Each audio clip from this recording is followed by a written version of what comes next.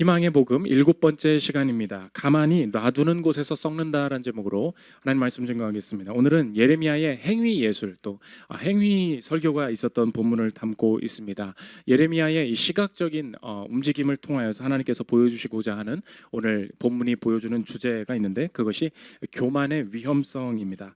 교만이라는 것은 보이지 않기 때문에 그렇습니다. 우리가 특정한 범죄함이나 죄악들은 쉽게 인식되고 상상할 수 있는 것이 있습니다. 우리가 도둑질을 하면 안 된다. 도둑질 눈에 보이죠. 무엇이 도둑질인지 명확히 구분이 됩니다. 폭력을 사용하면 안 된다. 사람 때리면 안 된다. 우리 그거 무엇이 폭력인지 무엇을 하면 안 되는지 압니다. 그런데 교만하면 안 된다. 도대체 교만한 게 무엇입니까? 교만은 시각적으로 잘 보이지 않습니다. 숨겨져 있기 때문에 그렇다는 것입니다. 그래서 이 교만이라는 것이 얼마나 우리의 인생을 무너뜨리는지 그것을 직접 느낄 수 있도록 시각적으로 일부러 이 교만을 보여주고 계시다는 것입니다. 이 시각적인 예레미야의 행위를 통하여서 하나님께서 말씀하시고자 하는 이 교만의 핵심이 무엇인지 또 우리가 이 교만 속에서 어떻게 빠져나와서 주님 앞에 은혜를 누릴 수 있을지 살피는 시간 갖도록 하겠습니다. 세 가지로 나눠서 살피겠습니다. 첫째로 살필 것은 교만의 발견입니다. 예레미야에게 하나님이 특정한 행동을 하면서 시각적으로 이 남유다 백성에게 메시지를 전해라 말씀하고 계십니다. 배띠를 사라. 이 배띠라는 것은 허리에 둘러매서 한 허벅지까지 오는 한 짧은 스커트 같은 겉옷 위에 덮어서 입는 스커트 같은 것을 말합니다. 그래서 원래는 이 당시에 고대 사람들 영화 같은 데 보면은 튜닉이라고 그냥 통으로 된 옷을 입고 다녔었죠. 그러니까 아무렇게나 입고 다니는 것에 위로 두르는 거예요. 근데 이게 고급 제사장들이 쓰는 고급 원단으로 이루어진 거죠. 그거를 사서 네 옷을 입어라 이야기하십니다. 1절 2절 보십시오. 여호와께서 이와 같이 내게 이르시되 너는 가서 배띠를 사서 내 허리에 띠고 물에 적시지 말라 하시기로 내가 여호와의 말씀대로 띠를 사서 내 허리에 띠니라. 그러니까 비싼 것을 사서 이렇게 띠를 띠니까 보통 우리 지금 시대로 표현하면 청바지에 추리닝 입고 다니다가 얘가 갑자기 정장에 넥타이 입고 왔다, 넥타이 하고 왔다 이런 말을 보여주고 있는 것입니다. 느낌이 어떻겠습니까? 모든 사람들이 이 사람이 이 배띠를 두르고 온 것을 보고 주목하겠죠.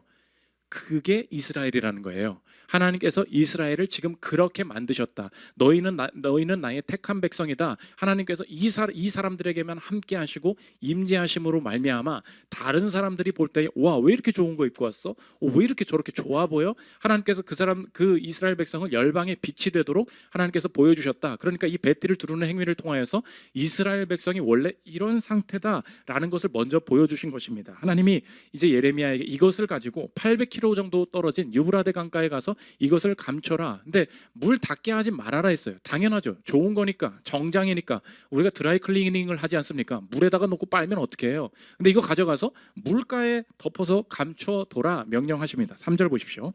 여호와의 말씀이 다시 내게 임하여 이르시되 너는 사서 내 허리에 띈 띠를 가지고 일어나 유브라데로 가서 거기서 그것을 바위 틈에 감추라 하시기로 내가 여호와께서 내게 명령하신 대로 가서 그것을 유브라데 물가에 감추니라. 물 묻으면 쓸 수가 없다 그랬는데 물가에 가서 감추어둬라. 그리고 나서 다시 돌아왔겠죠. 오늘 800km 정도 된다고 했습니다. 그러니까 왕복이면 1600km 정도 멀리 가서 그냥 감추어 두었다. 이것을 보여주는 거예요. 그리고 여러 날이 지났습니다. 오늘 본문을 이해하려면 오늘 이 질문을 던져야 되는데 예레미야는 유브라데에 몇 번 갔습니까? 2번 간 거예요. 오늘 갔다가 왔죠. 여러 날이 지난 다음에 시간이 지났다라는 것을 일부러 보여주는 거예요. 다시 가서 그거 가져와라 명하십니다. 6절 보십시오. 여러 날 후에 여호와께서 내게 이르시되 일어나 유브라데로 가서 내가 내게 명령하여 거기 감추게 한 띠를 가져오라 하시기로 내가 유브라데로 가서 그 감추었던 곳을 파고 띠를 가져오니 띠가 썩어서 쓸 수 없게 되었더라. 한참 동안 거기다가 묻어놓고 신경도 안 썼죠. 그러면 거기 나중에 가서 찾아와라. 그러면 시간만 지났을 뿐 가서 이제 이것을 다시 써야겠다라고 생각했는데 이 배띠가 어떻게 변화되었나 보니까 이게 완전히 썩어서 쓸 수 없게 되었다. 이것을 보여주면서 하나님이 이 시각적인 행위를 왜 하게 하셨냐? 이것이 바로 이스라엘의 교만이다. 이 시각적인 썩은 배띠를 교만과 연결시키고 계시다는 것입니다. 8절부터 보십시오.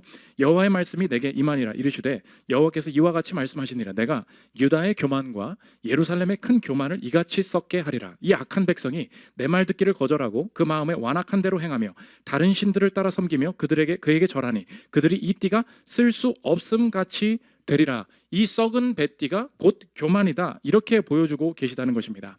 오늘 본문은 교만이 무엇인지 우리의 평소의 생각과는 다른 정의를 보여주고 있습니다.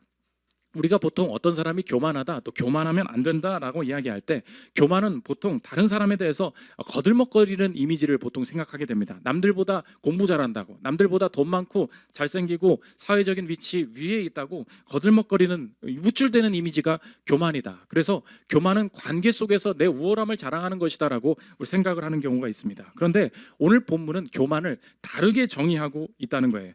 교만, 하나님께서 말씀하시는 교만이란 무엇이냐? 오늘 정리하면 제목과 같다는 것입니다. 가만히 놔두는 곳에서 썩는다는 거예요. 오늘 교만은 다르게 교만은 관계적인 게 아니라는 거예요. 교만은 내 스스로 그 교만을 가지고 있는 것인데, 교만이란 무엇이냐? 오늘 정의하면 교만이란 가만히 놔두는 거, 그게 교만이라는 거예요. 뭘 가만히 놔두냐? 하나님 없이 가만히 놔두는 거. 그러니까 우리의 인생의 여러 가지 영역 속에 여기에 무슨 하나님 뜻이 있어? 여기 뭘 하나님 뜻대로 해? 지금 잘 되고 있잖아. 지금 우리 가정 화목하잖아. 지금 얘 공부 잘하잖아. 여기 뭐 하나님 뜻이 있어? 열심히 하니까 잘 되는데. 교만이란 가만히 놔두는 거예요. 어떻게 가만히 놔둬요? 하나님 없이 잘 나가니까, 별 문제 없으니까 하나님 없이 가만히 놔두는 것, 그걸 교만이라고 오늘 정의한다는 것입니다. 그런데 교만한 이 뱃띠가 어떻게 됐어요? 여러 시간 놔뒀더니 썩어서 못 쓰게 되었다. 교만을 썩는 이미지를 통하여서 설명하고 있다는 것입니다. 썩는 것이 치명적인 이유가 무엇입니까? 나중에 발견하기 전까지는 절대 모르기 때문에 그래요. 교만을 멀리 갖다 뒀어요. 이 뱃띠를 감춰뒀어요. 어떤 생각이 들겠어요? 나중에 갖다 쓰지 뭐, 나중에 다시 입지 뭐. 그래서 교만의 가장 치명적인 약점이 뭐냐? 내 스스로가 썩고 있는지 이 진행되는 상황에서는 절대 모른다는 거예요. 잘 되고 있는 것 같은데, 그래서 잘 살고 열심히 그 길을 걸어갔습니다. 나중에 알게 되는 거예요. 교만이 뭐라고요? 가만히 놔두는 거라고요. 교만이 뭐라고요? 하나님 없이 가만히 놔두는 거라고요. 그리고 나서 그 영역에 대해서 봤더니, 뭐야? 왜 자녀가 이렇게 됐어? 뭐야? 왜 우리 가정이 이렇게 됐어? 왜 남편과 아내 사이가 왜 이렇게 됐어? 나중에 알게 된다. 썩는 것은 그래서 그 순간에는 절대 알 수 없기 때문에 나중에 아무것도 쓸 수 없게 된다는 것입니다. 그래서 하나님과 떨어진 시간은 그 자체로 썩는 시간이다. 우리 성경이 교만을 다르게 정의하고 있다는 것입니다. 저희 집에도 그 결혼한 다음에 아이가 야채를 좋아하는데 브로콜리를 좋아하는 시기가 있었습니다. 브로콜리 나 먹지도 않는 건데 그거 큰 거 사가지고 하려니까, 그래서 저도 조리도 해보고 이렇게 했어요. 근데 브로콜리의 특징 아시죠? 한 번에 먹을 수가 없다는 것입니다. 그래서 조금 잘라서 이렇게 무침해주고 쓰다가 이거 나중에 또 써야지. 그리고 냉장고에 이렇게 잘 묶어가지고 1주, 2주 이렇게 두지 않습니까? 그럼 우리 생각이 어떻습니까? 냉장고에 잘 뒀어요.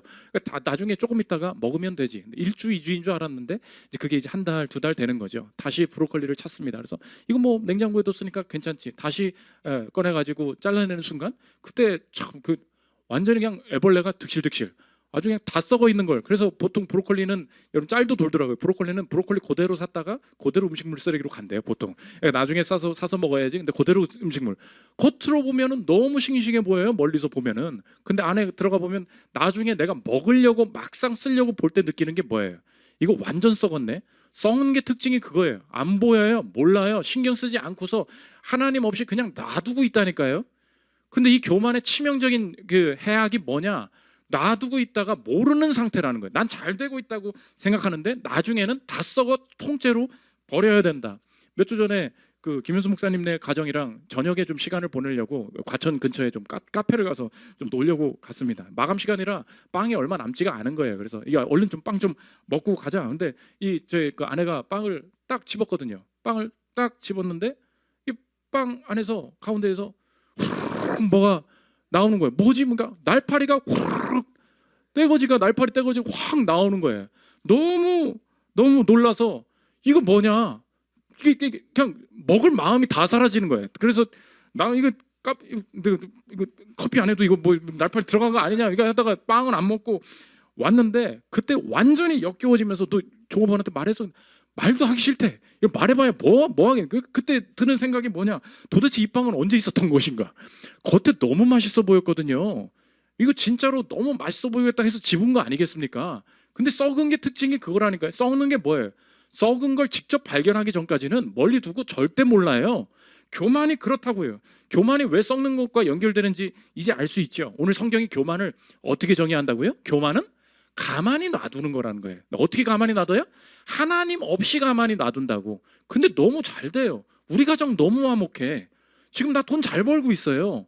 지금 진로를 잘 찾아가고 있다고. 저축도 잘하고 있어요. 뭐가 문제야? 그런데 교만의 특징이 뭐예요? 여기서 뭐가 하나님이 원하시는 언행이 있어? 하나님이 원하시는 뜻이 있어? 하나님 없이 가만히 놔두다 보니까 하나님이 생명이시기에 생명 있는 분과 생명과 떨어져서 가만히 놔두면 그 자체가 썩는 거고 나중에 알게 된다는 거예요. 이거 통째로 버려야 되네. 왜 이렇게 산 거야? 이거 통째로 갖다 버려야 되네. 우리 그러므로 알 수 있죠. 왜 우리가 썩는 교만이랑 비교를 그 교만을 썩는 것과 모티브를 같이 사용을 하느냐? 한번 이렇게 질문해 보십시오. 무엇이 썩습니까? 생명 있는 게 썩죠. 그러니까 썩는다는 건 생명이 있다는 거예요. 돌은 안 썩어요. 아시죠? 유기물만 썩어요. 광물은 썩지 않는다고. 썩는다는 건 뭐예요? 하나님이 너의 인생 이거 배띠로 둘르라는 거예요. 하나님이 너를 택했고 하나님이 생명 가운데 나의 가정과 인생을 사용하시겠다 말씀하셨다는 거예요. 그러니까 이 병균은 어디에 침투합니까? 생명에 침투해요. 그럼 내가 썩는다는 건 뭐예요? 그 생명을 언제나 공격하려고 하고 언제나 썩어서 통째로 드러내게 만드는 인생의 공격이 있다. 이걸 하나님께서 경고하고 계시다는 것입니다. 그러므로 저 여러분의 인생에 오늘 첫 번째 성경이 정의하는 교만에 근거하여서 내 인생에 적용하면 무엇이겠습니까? 내 인생에 하나님 없이 유지하고 있는 모든 거 그걸 성경은 썩었다라고 말씀하신다는 거예요. 썩는 게 뭐예요? 부정적이고 안 풀리는 거, 내가 인생 방황한 거, 그것만 썩는 게 아니라는 거예요. 썩는 게 뭐라고요? 가만히 놔두는 거.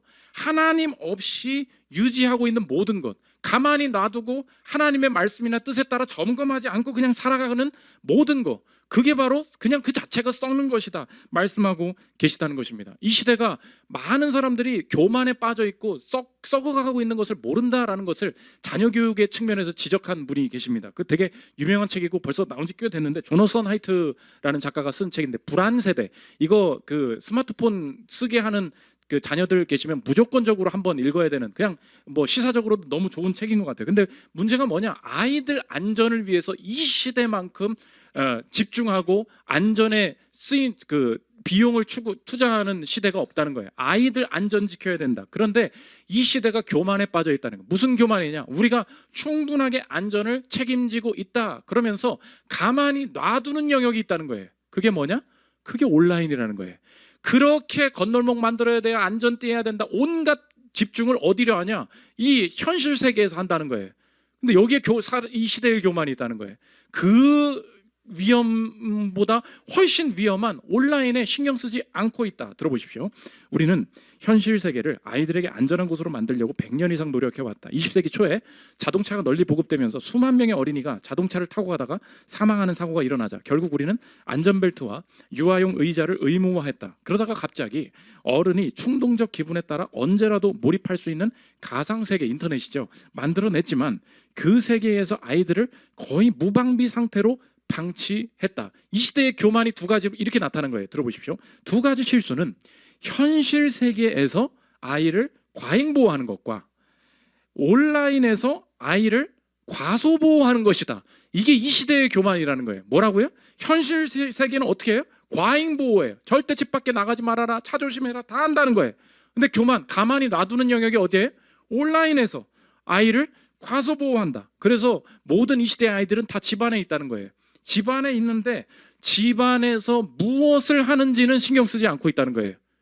집안에서 무엇을 하는지에 대해서는 가만히 놔둔다는 거예요. 그래서 방에서 도대체 무엇을 하고 있냐? 언터 콘텐츠를 보느냐? 훨씬 위험한 일인데 나는 뭐 알아서 하는 거 아니야? 가만히 놔둔다는 거예요. 알아서 잘 크겠지 애가. 거기서 나중에 알게 돼요. 이런 걸 보고 있었어? 완전히 통째로 썩게 된다는 것입니다. 내가 썩고 있다. 나는 모른다니까요. 오늘 하나님이 하나님께 묻지 않고 점검하지 않는 모든 것이 난 썩어가고 있다. 완전히 지금 경고하신다는 거예요. 제가 공부할 때도 마찬가지예요. 공부를 열심히 했거든요. 나름 고1, 고2, 고3 진짜 열심히 했어요. 그런데 점수가 너무 안 오르는 거예요. 그래서 아무튼 둘 중 하나다. 내가 머리가 꼴통이든지 아무튼 뭐 주님이 막으시든지 둘 중 하나인 것 같다. 공부를 하고 있다고 생각하는데 고3 초가 돼도 너무 안 오르는 거예요. 근데 제가 정신을 차리게 된 계기가 있었습니다. 공부할 때 맨 처음에 한 수능 100일 남을 때 정도 됐어요. 그 어떤 선생님이 너무 좋은 메시지를, 설교 같은 메시지를 전해주는, 야 얘들아 수능 100일 남았다 알지? 걱정하지 마. 너희들 소망이 있어. 야 하루에 1점 올리면 돼. 딱 그러는 거예요. 야 그럼 몇 점 오르는 거예요? 100점 올라가는 거잖아요. 근데 사람들이 그럴듯한 거예요. 절대 그렇게 잘 안 되지.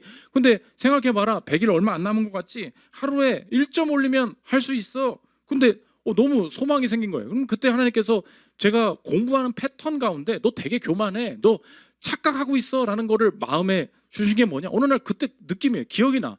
야자를 딱 해서 문제를 풀어야 될 거 아닙니까? 지금까지 어떻게 했냐? 남들이 공부하면 공부하는 시간만큼 계속 나도 똑같이 했어요. 나도 3시간 하면 너도 3시간 하면 나도 해야지. 야자 끝까지 하고 가야지. 그런 식으로 난 되게 열심히 하고 있다고 생각을 했어요. 문제를 딱 짚는데 내가 지금 이 문제를 푸는 것이 내 1점을 올릴 가능성이 있냐?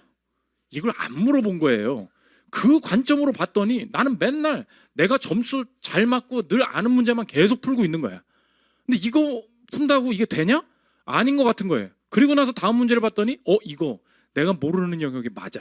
이거 풀면 1점에 도움이 될 것 같아. 그때부터 남은 100일을 내가 문제지 차례대로 안 풀고 이건 나 필요 없어. 다 버렸어요. 그리고 1점이 오를 가능성이 있는 것만 골라서 풀기 시작했는데 그때 성적이 진짜 많이 올랐어요. 그때 느꼈던 게 뭐냐? 나 공부 잘하고 있다니까요.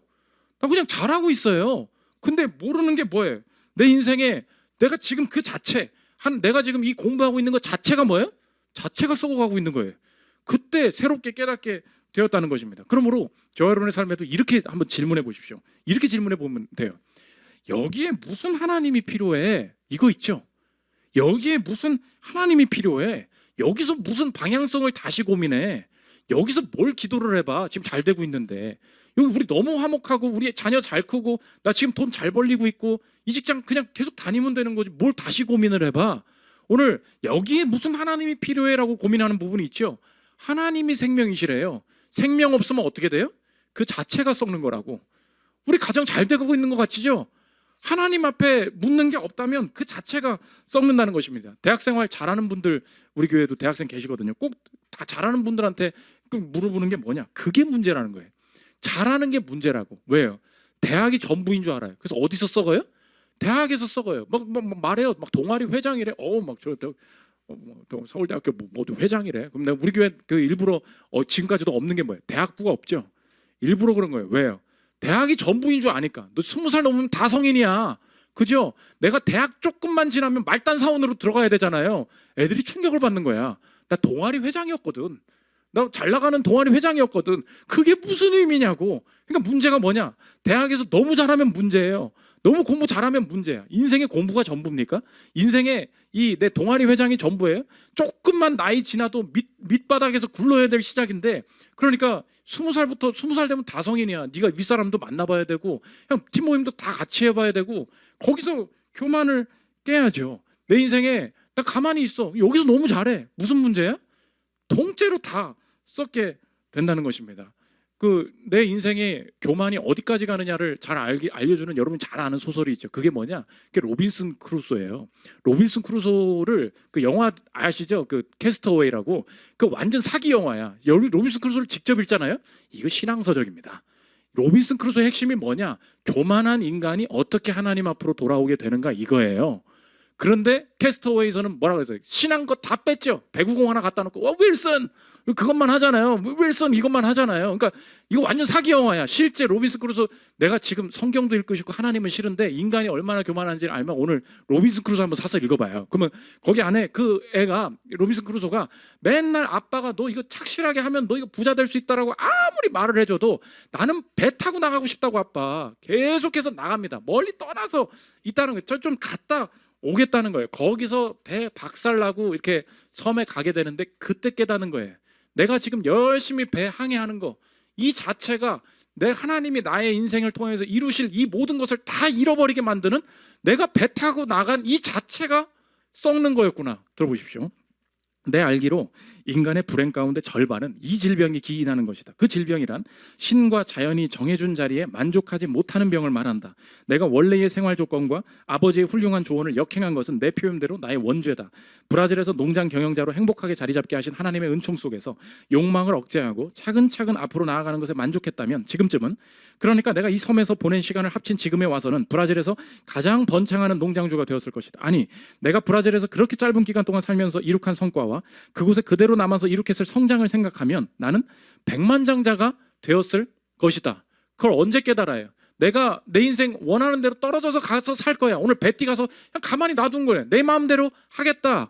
그때 알게 되는 게 뭐냐? 가만히 내가 이 행동을 했던 것 자체가 썩는 거였구나. 그래서 이 사람이 나중에 시편을 고백하고 회개해요. 이거 완전 신앙서적이라고. 내 인생에 하나님께서 깨닫게 하시는 게 뭐냐? 교만이 뭐라고요? 가만히 두는 거. 가만히, 어떻게 가만히 둬요? 하나님 없이 가만히 두는 거. 잘 나가잖아. 뭐가 문제야? 이대로 살면 되지. 거기서 통째로 썩게 하신다는 것입니다. 두 번째로 살펴볼 것은 교만의 경고입니다. 우리 교만은 썩는다 그랬잖아요. 주님이 우리 썩지 않게 하시지 않겠습니까? 어떻게 썩지 않게 하시냐? 교만이라는 주제는 성경 도처에 나오지만 오늘 예레미야 13장을 통하여서 하나님께서 우리를 썩지 않게, 우리를 싱싱하게 하시는 방법이 두 가지 오늘 나오는데, 첫째로가 뭐냐? 오늘 중요한 통찰인데, 첫째로는 선한 것이 독이 될 수 있음을 깨닫게 하신다는 것입니다.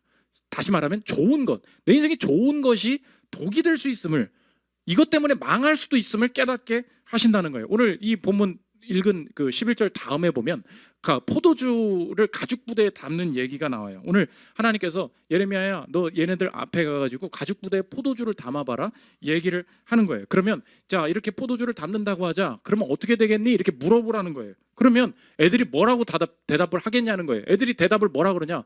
뭐래? 저 예레미야 뭐래? 야, 그 가죽 부대에 넣으면 포도주가 차지. 당연한 말 하고 있어. 그 얘기예요. 당연한 말하고 있어. 뭐래? 12절 보십시오. 그러므로 너는 이 말로 그들에게 이르기를 이스라엘의 하나님 여호와의 말씀에 모든 가죽 부대가 포도주로 차리라 하셨다 하라. 그리하면 그들이 내게 이르기를 모든 가죽 부대가 포도주로 찰 줄을 우리가 어찌 알지 못하리요 하리니. 우리가 어찌 알지 못하리요. 야, 포도주를 가죽 부대에 채우면 어떻게 되겠냐? 그럼 나한테 몰라서 묻냐? 당연한 거 아니야. 뭐래? 그럼 포도주가 차겠지. 무슨, 이게 메시지라는 거예요. 뭔 메시지입니까? 당연한 거 아니야. 그 당연한 거지. 평범한 거지. 그 평범한 거. 술은 보통 우리가 잔치하고 기쁨의 이야기였어. 그 당연하고 평범한 거. 좋은 게 있으면 행복한 거지. 선한 게 생기면 내 인생이 좋은 거지. 뭐 당연한 걸 물어. 그 당연한 게 바뀌게 하시겠다는 거예요. 술이 너에게 도구로 작용하게 하겠다. 13절 보십시오. 너는 다시 그들에게 이르기를 여호와의 말씀에 보라, 내가 이 땅의 모든 주민과 다윗의 왕위에 앉은 왕들과 제사장들과 선지자들과 예루살렘 모든 주민으로 잔뜩 취하게 하고, 취한 건 좋은 거라니까요. 그런데 그 14절 보십시오. 또 그들로 피차 충돌하여 상하게 하되 부자 사이에도 그러하게 할 것이라. 내가 그들을 불쌍히 여기지 아니하며 사랑하지 아니하며 아끼지 아니하고 멸하리라 하셨다 하라. 여호와의 말씀이니라. 술 마시니까 어떻게 돼요? 피차 충돌해서 그게 부자 사이에도 나타나게 하겠다. 모든 관계를 다 깨버리고 망하게 만들 것이다. 무슨 뜻이에요? 내 인생에 당연하다고 생각되는 거 있어요. 좋은 거가 있으면 당연히 기분 좋고 행복한 거지. 내가 좋은 자리에 올라갔어요. 좋은 게 있으면 당연히 우리 인생이 기분이 좋은 거지. 사람은 당연한 곳에서 교만해진다는 거예요. 하나님께서 우리 인생에 지금 적용하게 하시는 것이 무엇이냐? 적용하면 이렇습니다. 교만은 좋은 것을 도구로 바꾼다는 거예요. 하나님이 그것 깨닫게 하신다는 거예요. 하나님 추구하지 않고 하나님의 빈자리에 뭘 대체해요? 좋은 걸 추구하기 시작해요. 우리 가정에 좋은 거, 내 인생에 앞에 좋은 거, 내가 좋은 목표를 몇 개 잡아요. 성적이 좋고 돈이 좋고 내 인생에 내 좋은 목표들을 잡아요. 그런데 좋은 게 있으면 행복한 게 당연한 거 아니야? 진짜 그러냐는 거예요. 좋은 것이 언제나 도구로 바뀔 수 있다. 선한 것 안에 얼마나 큰 위험함이 있는지 우리 교회에도 그런 분 계시거든요. 가끔 외모적으로 좀 출중하신 분 계십니다. 되게 잘생기고 되게 아름답고 그런 형제자매 있어요. 그러면 그게 문제라는 거예요. 제가 그래서 맨날 이렇게 불러요. 너무 잘생긴 형제, 너무 잘 나가는 남자한테 연락 오는 자매 이름 불러요. 너 그게 문제라고. 너 진짜 기도 더 해야 된다고. 너 이 외모 때문에 망할 거라고 막 욕을 싸질러요. 왜냐? 이게 문제라는 거예요. 너무 좋아. 남들은 너무 못생겼어요. 그래가지고 주님 내가 이 얼굴로 살 수 없습니다. 그러면서 취업하고 그러면서 결혼하고 주님 앞에 막 나아가요. 문제 내 인상을 망치는 게 딱 보이는 거예요. 이 사람이 뭐가 잘하냐? 외모가 너무 괜찮은 거예요. 내가 카톡을 꺼놔도 연락이 와. 내 인생에 내가 네트워킹이 안 될 일이 없어요. 문제가 내 좋은 거 잘생긴 게 나쁜 겁니까? 예쁜 게 나쁜 거예요? 좋은 거죠. 좋은 게 독이 된다는 거예요. 그래서 기도 안 해요. 그래서 인도하심을 안 받아요. 그래서 그냥 아무 남자나 아무 여자나 다 만나요. 그래서 망한다는 거예요. 보십시오. 외모는 좋은 거죠. 잘생긴 거 좋은 거죠. 좋은 게 도구로 바뀌게 만들어 버릴 거야. 이거 우리 인생의 큰 교만이 깨지는 순간이 된다는 것입니다. 너무 말을 잘하는 형제 있어요. 그래가지고 모든 인생을 이 입 터는 걸로 다 풀 수 있는 애들이야. 어떤 사람들은 영업을 해야 되는데 이게 안 털려가지고 이게 아무튼 좋은 제품 아무튼 뭐 이렇게 해서 뭐가 아무것도 안 돼요. 이 제품이 말하는 학교부터 걔네들은 떡잎부터 달라요. 그래서 학점을 받을 때도 교수님한테 시험을 보지 않아. 입을 털어서 성적을 만든단 말이에요. 비를 맞았다. 그럼 그냥 연구실로 찾아가는. 교수님 아메리카노 딱 갖다 줘. 교수님 근데 이게 뭐 플러스 B뿔 정도 되고. 교수님 너무 수업 잘. 그러면 성적표에 막 뿔이 붙어요. 입 터는 걸로 다 아는 애들이. 너는 말 그만하라고. 그래요. 왜요? 해결 방법이 있거든. 말이 있는 거예요. 난 이걸 할 줄 알아요. 그러니까 내 인생의 무기가 뭐예요? 언변에 언변. 내가 언변으로 쓰임 받을 할 수 있겠다. 이게 독이 된다는 거예요. 내가 이것만 있으면 된다. 하나님 앞에 가지 않고 그 자체로 썩게 된다는 것입니다. 결혼을 해요. 결혼 좋은 거죠. 결혼 자체가 독이 되는 거예요. 자녀가 생기면 감사한 거죠. 자녀가 독이 돼요. 왜요? 좋은 거거든요. 좋으면 행복해지는 거 아니에요? 그렇습니까? 좋아서 독이 되죠. 자녀가 있기 때문에 하나님 떠나요. 결혼했기 때문에 주님 앞에 헌신 안 해요. 그 자체가 독으로 어떻게 바뀌는지 하나님이 제대로 보게 하신다는 것입니다. 내가 하나님 앞에서 여행을 하고 누릴 수 있는 돈과 시간적인 여유를 다 주셨습니다. 좋은 거죠. 좋은 게 문제라는 거예요. 그 여행 갈 돈 없었으면, 내 인생에 그 시간과 돈을 누릴 여유가 없었으면 내가 주님 앞에 엎드리고 헌신할 수 있었죠. 내 자녀 교육시킬 돈이 있어서, 여유가 있어서 이상한 데 갖다 보냈어요. 깨닫는 게 무엇입니까? 그게 독이죠. 제가 돈이 있는 바람에 망하는 게 보이죠. 우리 집이 여유 있는 바람에 제 인생에 매력이 없는 게 보이죠. 평범한 인생이에요. 어디 대학 나왔대. 할 줄 아는 게 없어. 몇 점 맞았대. 매력이 없어. 니께 뭔데 니께. 네 인생의 사명이 뭔데. 글쎄요. 아빠가 여기 가라고 했는데 고민해 본 적이 없는 거예요. 아빠 엄마가 다 해주니까. 내 인생에 좋은 것, 교만은 뭐라고요? 좋은 것 도구로 바뀐다고 오늘 깨닫게 하신다는 것입니다. 일할 때도 일하기 싫잖아요. 이 일 그만하고 싶다. 우리 인생에 감사가 없고 원망될 때가 있지 않습니까? 여러분 아시죠? 개그 콘서트 요새 다시 하잖아요. 개그 콘서트에 말짤매라고 김영희 개그우먼 있지 않습니까? 너무 스탠딩 코미디가 완전 사라진 거야. 일이 없었대. 일이 하나도. 그래서 자기 인생은 주 7일이 일요일이라고. 1111111. 단어는 일인데 일이 없다는 거예요. 일요일로 일이라는 거예요. 그래서 일 때문에 너무 힘들다. 정말 그러냐는 거예요. 인생이 교만 깨져야 된다고 이분이 얘기합니다. 들어보십시오. 일에 지친 분들께 외칩니다. 쉼에 지쳐봤냐고. 일에 지치면 잠이라도 잘 오는데 쉼에 지친 건 잠도 안 와요. 지금의 일에 혹은 앞으로 주어질 일에 감사합시다. 아멘. 그죠? 우리 인생에 어느 순간에 내 인생 되게 좋은 거예요. 좋은 것 때문에 원망해. 진짜 왜 이렇게 짜증나. 진짜 왜 이렇게 피곤해. 진짜 우리 인생의 좋은 것들 언제든지 교만하면 도구로 바뀌게 된다는 것입니다. 두 번째, 하나님께서 우리 인생의 교만 깨시기 위해서 좋은 게 독이 될 수 있구나. 내가 하나님 빼고 좋은 걸로 자꾸 채우려고 하는 깨닫게 하시고, 두 번째가 뭐냐? 위치의 변화를 경험하게 하신다는 것입니다. 하나님이 내 인생 어떻게 바꾸시냐? 말도 안 되는 자리로 내려가게 하신다는 거예요. 내 친구가 말도 안 되는 자리로 올라가게, 먼저 승진하게. 이때 망할 놈의 세상 이러면 안 된다는 거예요. 이거 하나님 계획이다. 오늘 남유다의 하나님의 택함 받은 왕이었어요. 얘네들 어떻게 되냐? 너 낮춰 앉아. 너 그 방 아니에요. 이 CEO 방 아니에요. 여기 팀장방 여기로 들어가세요. 낮추어 앉으라는 거예요. 18절 보십시오. 너는 왕과 왕후에게 전하기를 스스로 낮추어 앉으라. 관 곧 영광의 면류관이 내려졌다 하라. 21절 너의 친구 삼았던 자를, 이게 누구냐? 바벨론이에요. 나는 잘 나갔어. 내 택함 받지 못한 내 친구가 있어. 바벨론. 바벨론이 누구 되냐? 내 우두머리 된다는 거예요.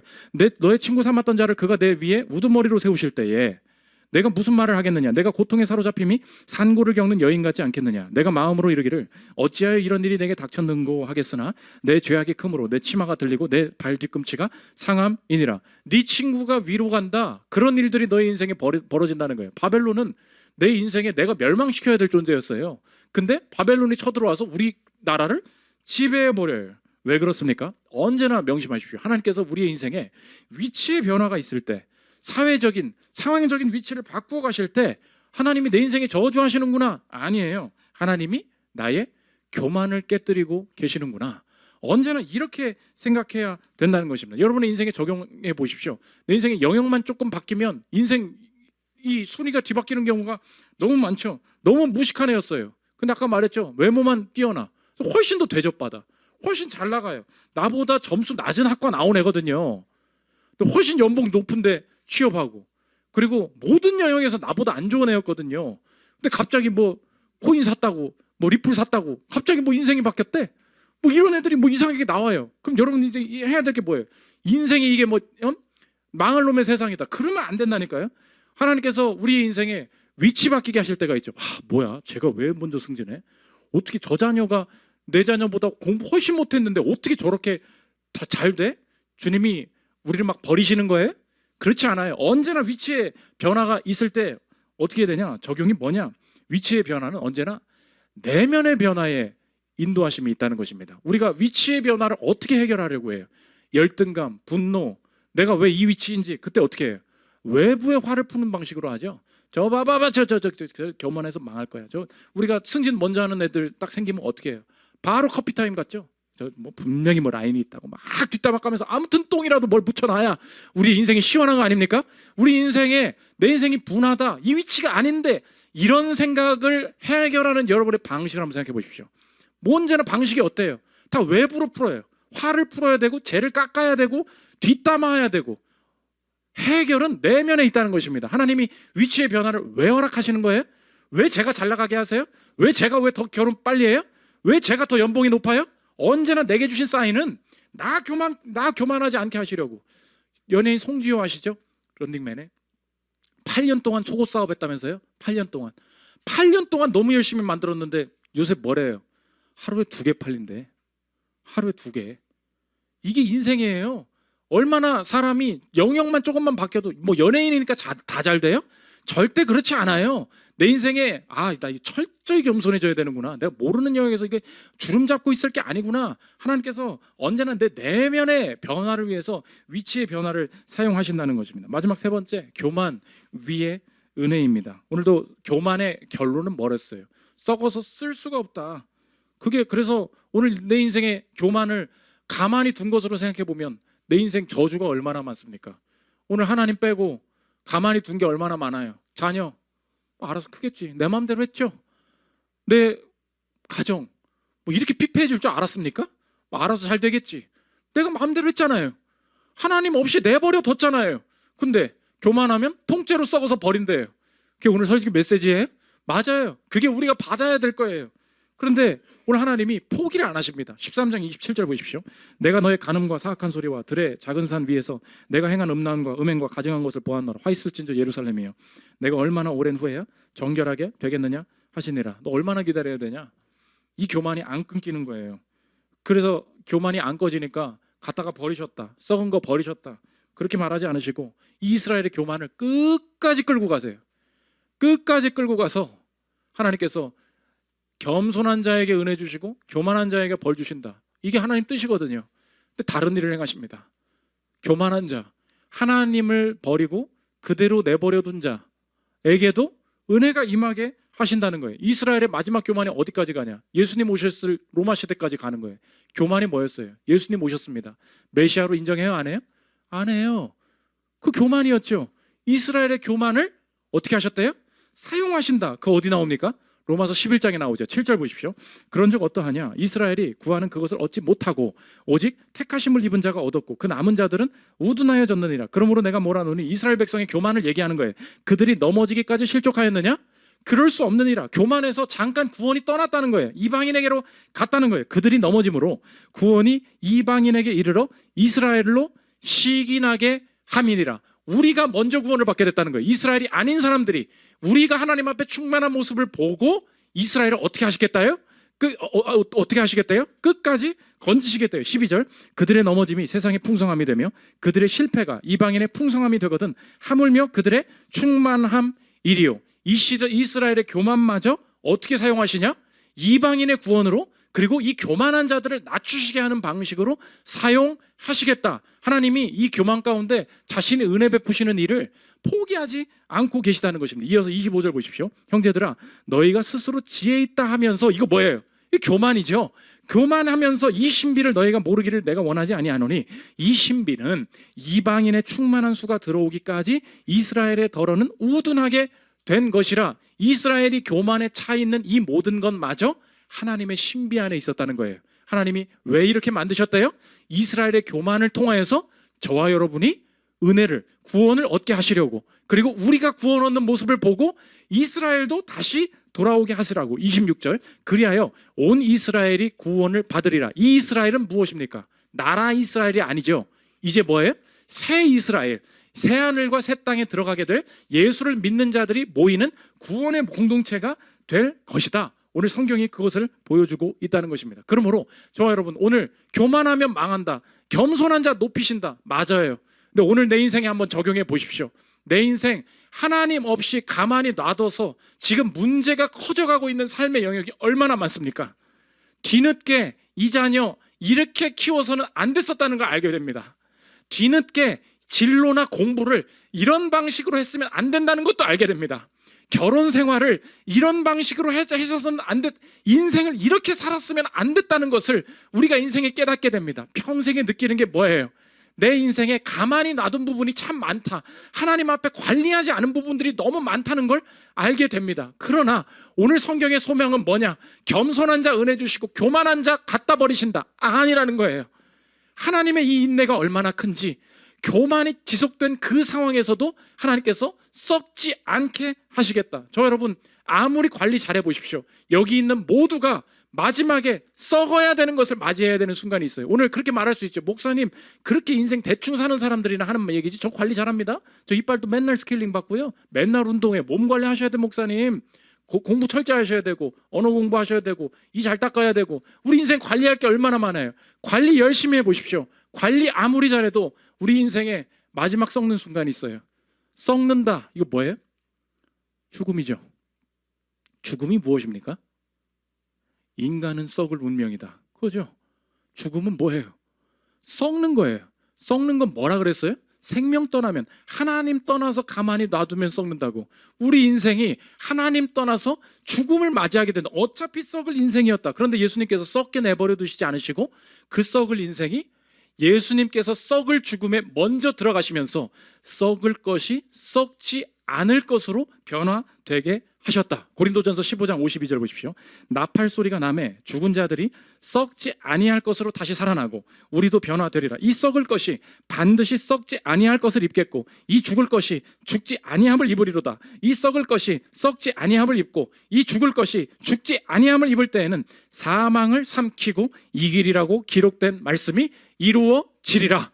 아멘. 우리 인생에 하나님께서, 내가 썩을 운명이었는데 예수님께서 이 땅에 오시면서 내 마지막 하나님 앞에서 교만하고 하나님 떨어져서 혼자 내버려 두었던 내 인생이 썩지 않도록 먼저 죽으셔서 내 인생에 썩지 않을 구원과 영생을 허락해 주셨다는 것입니다. 믿으십니까? 이걸 믿을 때 오늘도 바뀌게 되는 거예요. 내 인생에 교만을 버리고 겸손해지면 그때 하나님께서 쓰임받게 하실 것입니다. 누가 살아남을 수 있겠어요? 아무도 살아남을 수 없어요. 그러나 하나님의 뜻을 생각하지 않고 내버려 두어서 썩어가는 게 보이는 오늘의 내 인생에도 소망이 있는 것은, 내 인생이 원래 하나님 앞에 썩을 인생으로 죽으면 죽음이라는 썩는 것을 맞이해야 되는데 예수님이 먼저 죽으심으로 썩을 것이 썩지 아니함을 입도록, 이 죽음이 영생과 부활로 변화되도록 보장해 주신 분이 오늘 내 삶에 함께 하고 계시다면 아, 주님, 오늘의 내 삶도 예수님 안에서 소망이 있음을 믿을 수 있겠습니다. 내가 너무 하나님 신경 못 쓴 부분이 있었어요. 하나님, 살아보니 내 자녀나 내 진로나 내 가정과 내 커리어가 이렇게 돼서는 안 됐었다는 후회와 낙심이 내 인생에 너무 많이 있습니다. 그럴 때에도 내가 소망을 가질 수 있는 것은 죽음마저도 썩지 않게 하신 그분이 오늘 내 삶에 썩은 것처럼 보이는 이 상황에도 함께해 주셔서 이 모든 여정이 내가 썩어서 갖다 버려지는 가정, 갖다 버려지는 인생이 아니라 이 썩은 것 속에도 생명과 부활이 넘쳐나도록 내 인생의 미래를 이끌어 주실 것을 믿습니다. 이 소망이 가능하게 된다는 것입니다. 이 마음을 아는데 어떻게 썩을 것을 매달고 살 수 있겠어요? 언제나 소망을 주실 수 있는 분이 예수님이 함께 계시니 오늘 하나님 떠나서 내 마음대로 내버려둬도 돼라는 이 모든 교만함 버리고 내 인생의 모든 여정을 통해서 내가 겸손하게 쓰임받게 하여 주옵소서. 이 겸손을 실행함으로 주님 앞에 열매 거두는 저 여러분들 되시기를 기도합니다. 우리 찬양하고 기도하는 시간 갖도록 하겠습니다.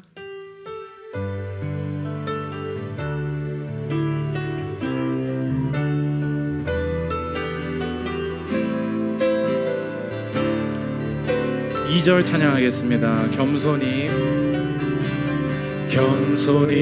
내 마음 드립니다. 나의 모든 것 받으소서. 나의 맘 깨끗게 씻어주사 주의 길로 내 가게 하소서. 내가 원하는 한 가지 주님의 기쁨이 되는 것. 내가 원하는 한 가지 주님의 기쁨이 한 번 더 내가 원하는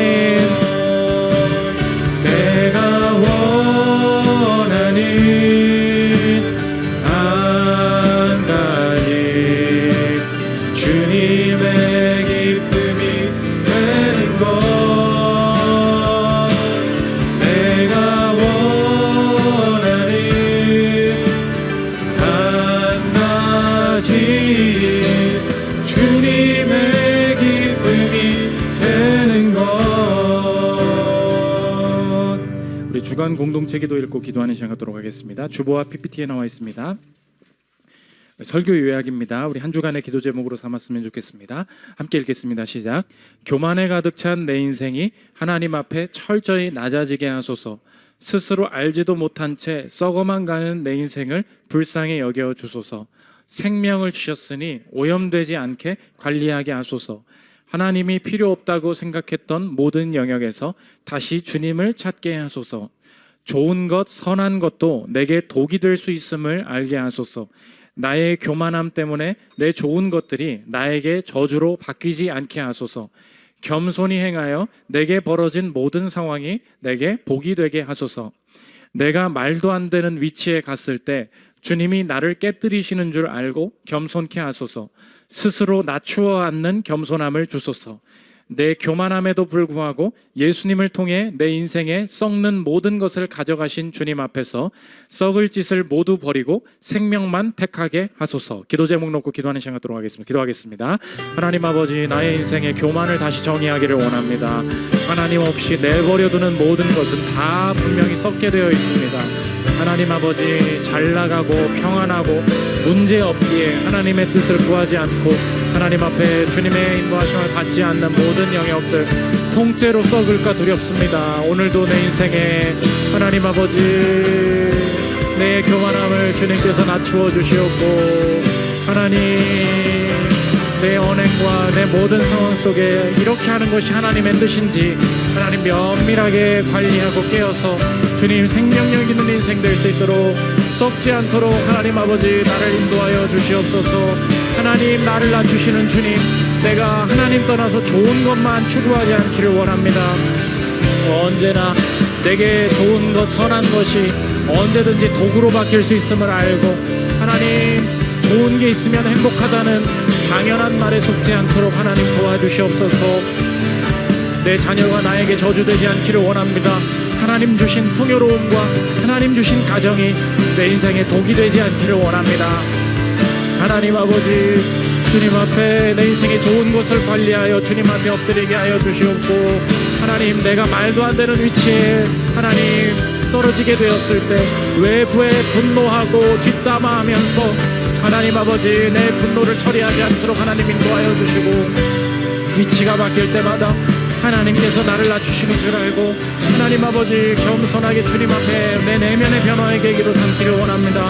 하나님 모든 위치의 변화 속에 나를 겸손케 하시는 주님 앞에 서게 하여 주시고, 교만한 내 인생마저 썩지 않을 부활의 몸을 입을 수 있도록 인도해 주셨으니 평생의 나의 삶 썩을 것이 없는 줄 알고 주님 앞에 담대히 순종하게 하여 주시옵소서.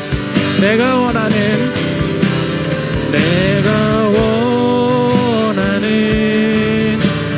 한 가지, 주님의 기쁨이 되는 것. 내가 원하는 한 가지, 주님의 기쁨이 되는 것. 제가 기도하겠습니다. 하나님, 인생이 썩어버렸구나 생각되는 영역들이 참 많아서 후회되는 내 삶의 부분들이 너무나 많습니다. 이렇게 살지 말걸, 이 자녀 이렇게 이끌지 말걸, 우리 인생에 썩은 것들 보이나 주님 예수 그리스도 안에서 확신하기를 원합니다. 내 썩을 죽음도 부활로 바꾸어 주셨음을 믿습니다. 내 썩을 운명이 영생으로 바꾸어졌음을 믿습니다. 오늘 예수님이 함께하고 계시니 내 삶의 남은 인생에 썩을 것이 다 살아나게 될 줄 믿습니다. 결코 포기치 않게 하여 주시고 이 자리에서 다시 생명을 공급하시는 주님 따라 순종하여 열매 거둘 수 있도록 우리를 겸손케 하여 주옵소서. 예수 그리스도의 이름으로 기도합니다. 아멘.